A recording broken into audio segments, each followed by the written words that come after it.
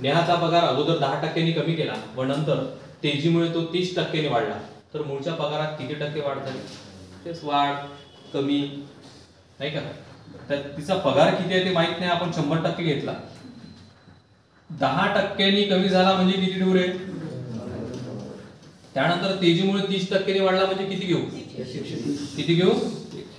130. किती घेतला? 130. कळलं का हे? चला काय होईल सांगा बरं. 100 100 तर गेला, 0 0 0 0 कटला, 9 गुणेला 13, 13 9 13 9 117.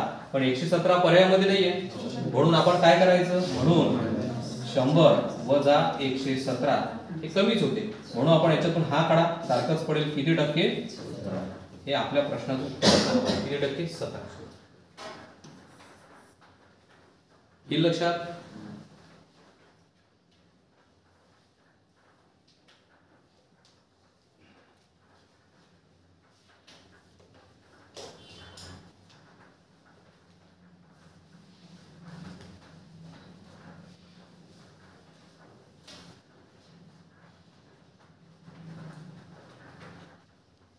ठीक आहे, जायचं पुढे.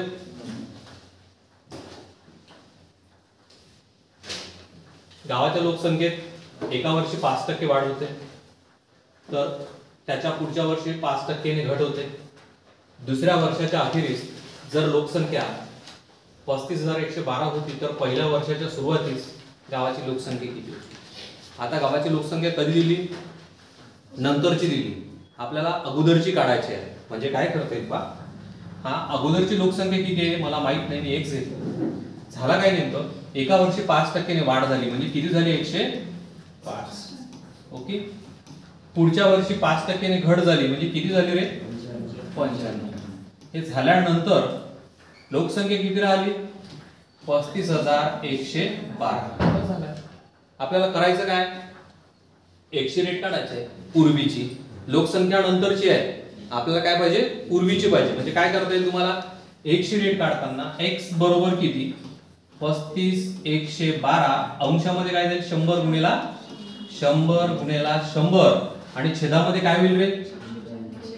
105 गुणिला 95. x बरोबर किती? सांगा कुठे भाग देऊ? 5 5 नेच भाग देऊ. त्या आकड्याला सध्या तसंच राहू देऊ, काही अडचण नाही. ठीक आहे ना? पहा लक्ष द्या.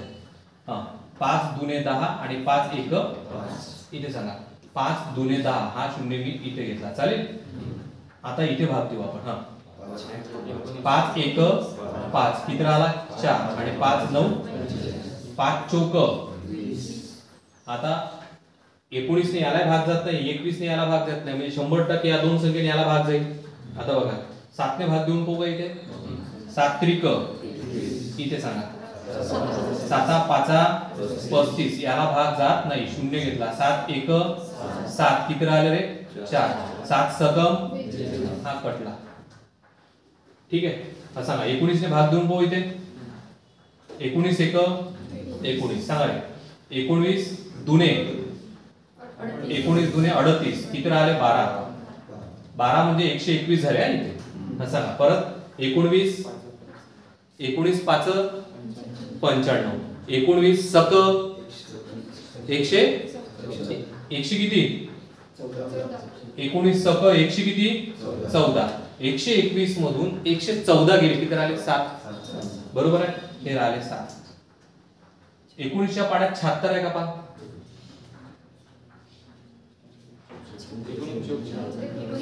19 दुने 38, 38 आणि 38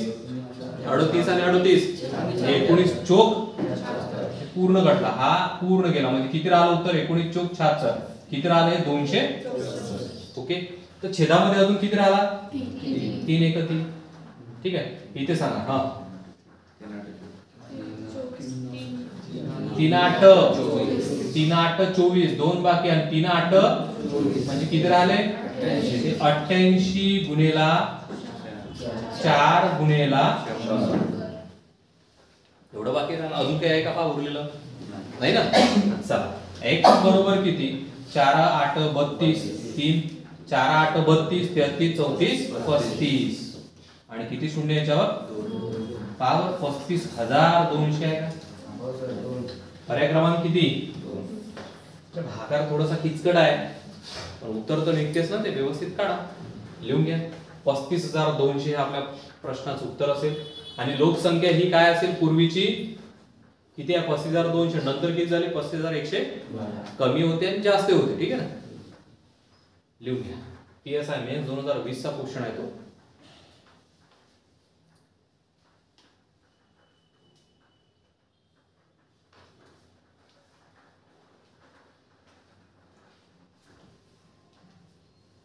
ठीक आहे, लिहिलंय सर्वांनी?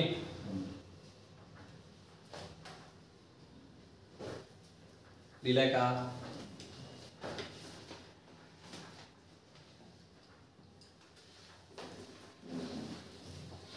साखरेची किंमत 60% वाढली. घरात साखर किती टक्के कमी वापरावी म्हणजे खर्चात वाढ होणार नाही. किंमत वाढली म्हणजे पगार वाढतो का आपला? म्हणून आपल्याला काय करावं लागतं? वस्तू थोड्या कमी कमी घ्याव्या लागते. ठीक आहे. गट क पूर्व परीक्षा 2021 ला विचारलेला तो क्वेश्चन आहे. पहा या ठिकाणी जर वाढली म्हटलं ना तुम्हाला प्रश्नामध्ये सुरुवातीलाच वाढली जर म्हटलं तर वाढली जेव्हा म्हणते अशा वेळेस काय करायचं? इथे प्लस घ्यायचं. आणि घट जर झाली म्हटलं किंवा कमी झाली म्हटलं तर काय?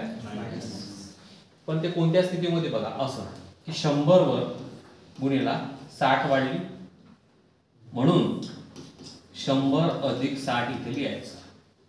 जर घटली म्हटलं तर इथे काही येईल का लक्षात तुमच्या? चला, हे चलनाचं गणित आहे साधारणतः. काय चलनाचं? 100 वर जर 60 वाढले तर 160 होते. आलं लक्षात? हे 160 इथे येते. हे बघा 100 प्लस 60 म्हणजे किती? 160. मग मला एक सांगा याच्यामध्ये काय? 100 गुणिला 60 छेदामध्ये किती रे? 0 0 काय काढू आता सांगा? 4 ने भाग देऊ. पुढे भाग देऊ. इथे देऊ की इथे देऊ? 2 ने देतो ना भाग. कशाला 4 ने? 2 त्रिक 6 2 आठी. ओके. आता सांगा, आता अजून भाग जाते नका देऊ, राहू द्या. असं करा 100 गुणिला 3 म्हणजे किती? 300 भागेला किती? भागून टाकून काय अडचण आहे? 3 8 त्रिक 24 किती राहिले रे यातले? 6 भागे. 8 7 8 7 56 म्हणजे यातले किती राहिले? 4 एक्स्ट्रा 0.8 पंच 37.5. 37.5 पर्याय क्रमांक किती? ठीक आहे, लिहून घ्या 37.5.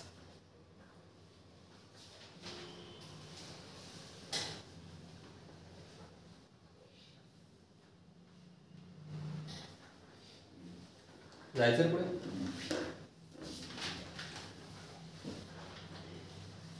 ठीक आहे.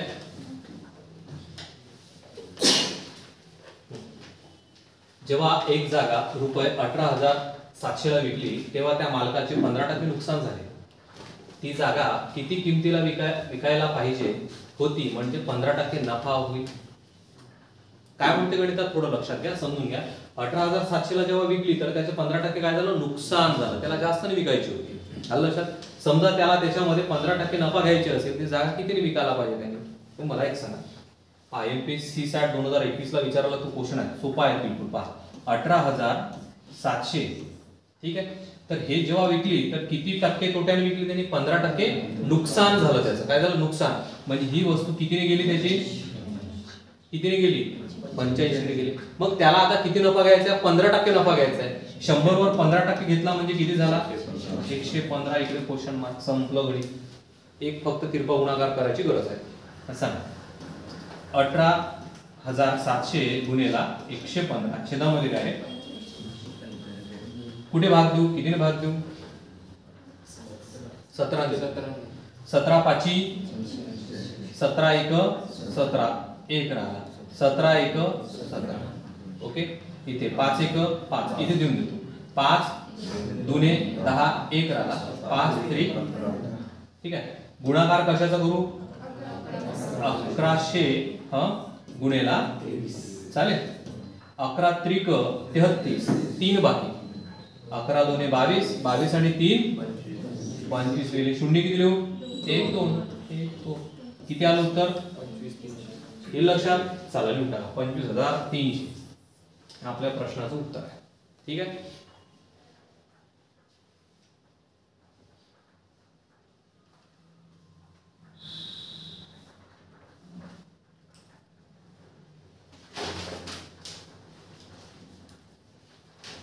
जायचं पुढे.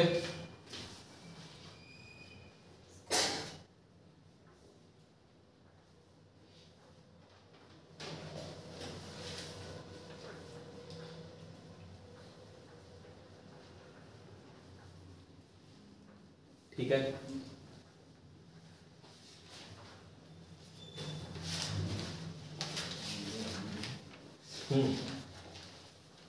एका परीक्षेमध्ये एकूण विद्यार्थ्यांच्या 35% विद्यार्थी हिंदी विषयात नापास झाले, 45% विद्यार्थी इंग्रजीमध्ये नापास झाले, 20% दोन्ही विषयात नापास झाले. साधं गणित आहे हे बघा, सरळ सरळ नापास नापास नापास पूर्ण नापास. पहा विद्यार्थ्यांच्या 35% विद्यार्थी हिंदीमध्ये नापास, हे नापास लक्षात घ्या.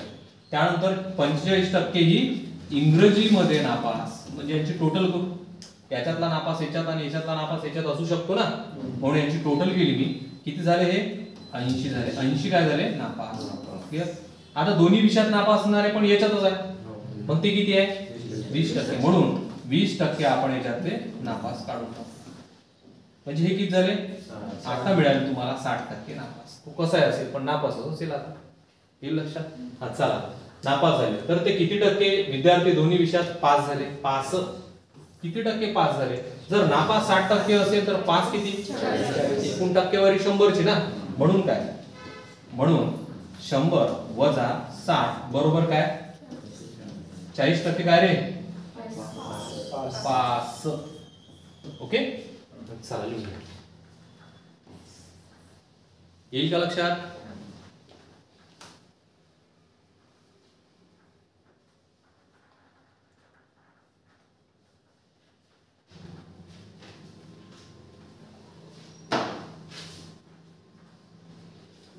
एमपीएससी सीसॅट हा 13चा आहे, याच्या पूर्वीचा 21चा होता.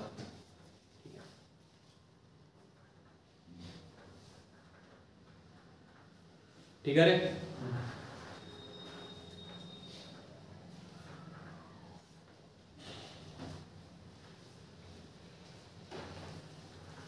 जायचं पुढे.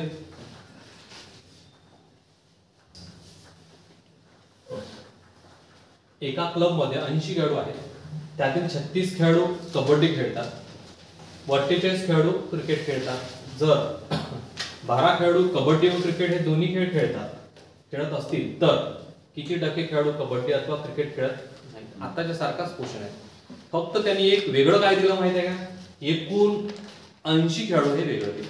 आलं लक्षात. एकूण खेळाडू किती मग बघा, थोडं लक्ष द्या. एकूण किती आहे 80. याच्यापैकी कोणता खेळ खेळतात, त्यातील 36 खेळाडू कबड्डी. कबड्डी खेळणारे किती आहे 36. ओके. दुसरा खेळ काय क्रिकेट खेळणारे किती आहे त्यामध्ये 48. ओके. आता मला एक सांगा, यांची टोटल करून घेतोय मी. यांची टोटल किती होते 8 आणि 6 1 राहिला, हे झाले 84. आता याच्यात म्हटलं ते दोन्ही खेळ खेळणारे बघा, दोन्ही खेळ खेळत हे बघा. जर 12 खेळाडू कबड्डी व क्रिकेट हे दोन्ही खेळ खेळते, पण याच्यातच आले ना दोन्ही खेळ खेळणारे मायनस करावं लागेल. मग दोन्ही खेळ खेळणारे किती मायनस करू सांगा. 4 मधून 2 गेले 2 राहिले, 8 मधून 1 गेला. हे काय आता हे आहे खेळणारे, हे काय खेळ खेळणारे आहेत. मला एक सांगा, आता यांनी म्हटलंय खेळ खेळत असतील तर किती टक्के खेळाडू कबड्डी अथवा क्रिकेट खेळत नाही. ते कबड्डी खेळत नाही, क्रिकेट खेळत नाही. मग मला एक सांगा, ते न खेळणारे काढतो मी पहा. म्हणून एकूण किती खेळाडू आहेत 80. मग 80 वजा 72, कारण हे खेळ खेळते कोणता ना कोणता, दोन पैकी एक खेळ खेळणारे किती आहे 72 आहे. मग न खेळणारे किती रे फक्त 8. किती आहे 8. पण यांनी काय म्हटलं आता टक्के म्हटलंय. काय म्हटलंय टक्के. मग एक काम करू, 8 न खेळणारे एकूण खेळाडू किती आहे 80 गुणेला काय बस झाला. हे सोडवायचं बघा काय होईल 0 0 8 8 काय राहिलं फक्त 10%. हे आपल्या प्रश्नाचं उत्तर असणार. किती टक्के येईल लक्षात? चला लिहून घ्या.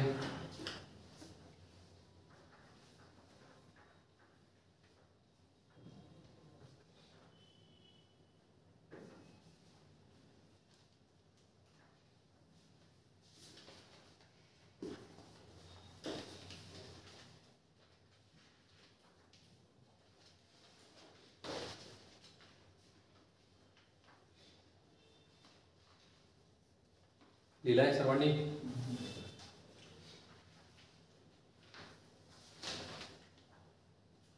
जायचं पुढे.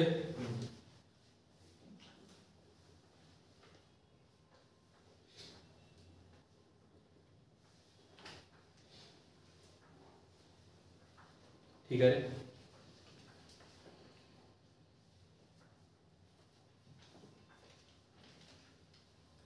प्रश्न काय म्हणतो? ए शहरातील 5200 लोकांपैकी 0.30% व्यक्तींकडे मोटार कार आहे. बी शहरात 48,000 लोकांपैकी किती रे 0.25% व्यक्तींकडे मोटार कार आहे. सी शहरात 50,000 लोकांपैकी 300 व्यक्तींकडे मोटार कार आहे. तर खालील कोणत्या सांकेतिक चिन्हाचे यांचे संबंध दर्शवित आहे?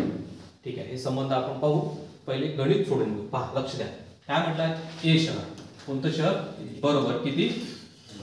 52,000. ओके, बरोबर आहे. हा सांगा. 0.30 भागेला किती? 100. ठीक आहे. आता मला ते पॉइंट काढायचं आहे. काय काढायचा? हा पॉइंट काढ. दोन घरा अगोदर पॉइंट आहे म्हणून मी 2 शून्य इथे लिहिले आणि इथे क्लिअर पॉइंट काढून काय लिहिलं? सरळ सरळ 30. ठीक आहे. हे काय होईल आता पहा. 1 2 3 4 1 2 3 4 क्लिअर. 3 दुणे 6 आणि 3 5 किती आले? 156. ओके. आता बी कार काय? किती लोकसंख्या आहे? 48,000. ओके. गुणिला किती दिलाय? 0.25 भागाकारात किती रे? 100. आता इथे मी 2 शून्य वाढवले तर इथे काय करावं लागेल? फक्त 25. ठीक आहे. इथे बघा काय करू सांगा. 1 2 3 1 2 3 5 दुने 10 5 5 बे 1 बे दुने 4 आणि बे चौक 8. इथे सांगा 5 चौक 20 2 बाकी 5 दुने 10 10 आणि 2 100 किती? 20. इथे लक्षात. आता काय? सी बरोबर. किती दिलाय? सी शहर 50,000 घरे. 50,000 ची किती? डायरेक्टच 300 म्हटलाय त्यांनी. म्हणजे हे काही करायची गरज नाही. इथे डायरेक्ट लिहितो किती? कळत आहे का? आता कोण कोणापेक्षा लहान मोठा आहे हे महत्वाचं आहे. आलं लक्षात? मला सांगा याच्यापेक्षा हा लहान आहे पण या दोघांपेक्षा हा मोठा आहे. आता पर्याय कुठला येईल? कोणता येईल असं वाटते? 2 नंबर की 3 नंबर? बघ पाहू. मला सांगा बी पेक्षा ए मोठा आहे का? बी पेक्षा ए मोठा आहे. ठीक आहे. मग सी पेक्षा बी मोठा आहे का? नाही आहे. म्हणजे पहिला कटला. आलं लक्षात? आता बी पेक्षा ए मोठा आहे का? बी पेक्षा ए मोठा आहे. आणि ए पेक्षा सी मोठा आहे का? ए पेक्षा सी मोठा आहे. हा बरोबर आहे. आलं लक्षात? हा पहा बरं येते का? सी पेक्षा ए मोठा आहे का? इथे बघा इथे सी पेक्षा ए मोठा आहे का? म्हणजे पर्याय क्रमांक किती आहे तुमचा? येईल लक्षात? चला लिहून टाका. कसं येईल? ए बी आहे ना पहिले. बी ए आणि अशा पद्धतीचा पर्याय तुमचा असेल. ओके. चला लिहून घ्या व्यवस्थित. PSR पूर्व 2014 चा क्वेश्चन होता तो.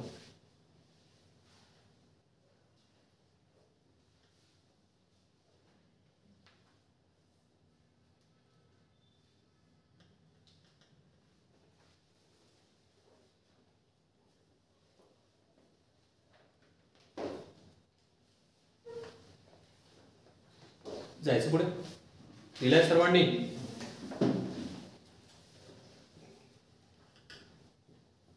लिहिलंय का?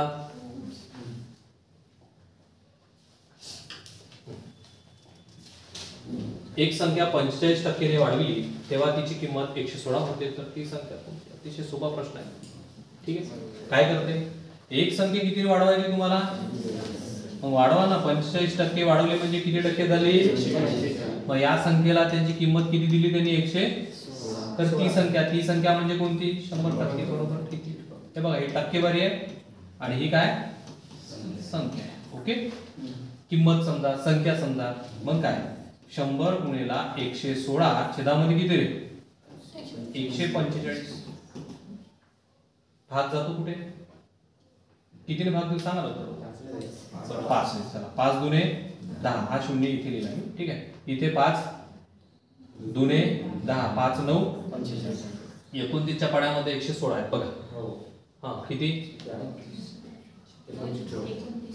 29 नक्की, 29 1 29 29 चोक, काय काय राहिलं रे, 20 गुणिला 4, 20 गुणिला 4, हे बघा ना, 20 गुणिला 4 म्हणजे किती आहे का पर्यायामध्ये 80 बघा. ठीक आहे, चालेल बघा, पर्याय क्रमांक किती, 2.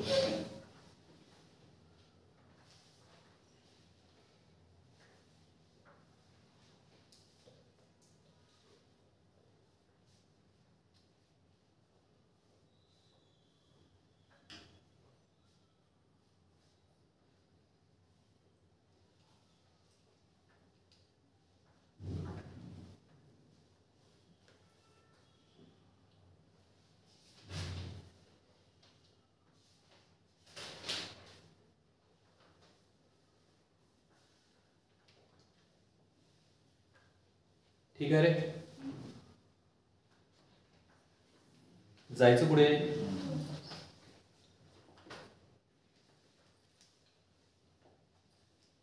एक विक्रेता ट्रान्झिस्टर 2500 ला खरेदी करतो आणि दुसऱ्या व्यापाऱ्याला 2700 रुपयाला विकतो. दुसरा विक्रेता ग्राहकाला 2800 रुपयाला विकतो. प्रत्येक विक्रीच्या वेळी 12.5% मूल्यवर्धित कर भरावा लागल्यास एकूण मूल्यवर्धित कर किती.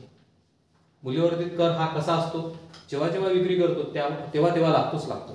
हा लक्षात. मग कितीदा याची विक्री झाली, बघा 3दा विक्री झाली. किती झाली, मग मला एक सांगा, 3दा विक्री, पहिली कितीला विकली, नंतर रे 2000 आणि नंतर, आता हे एकूण किती झाले सांगा, 2 2 0 2 2 0 मी लिहून घेतले.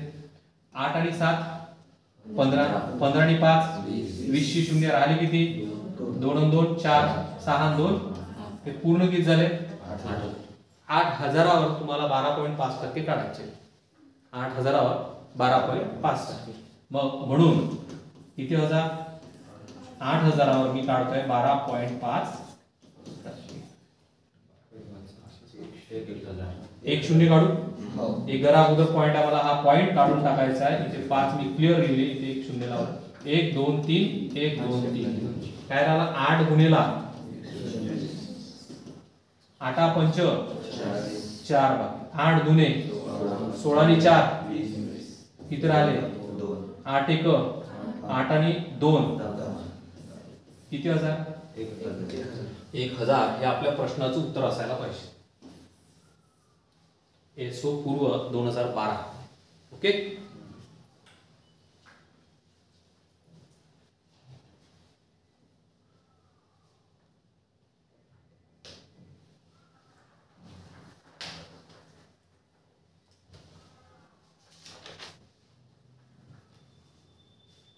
जायचं रे पुढे.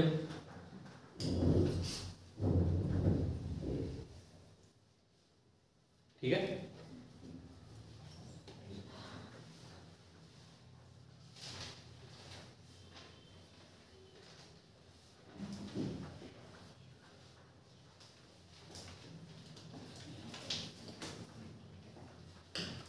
काय म्हणते, माणसांच्या एका गटात काही जोडपे आहेत, उरलेले लोक एकटेच आहेत.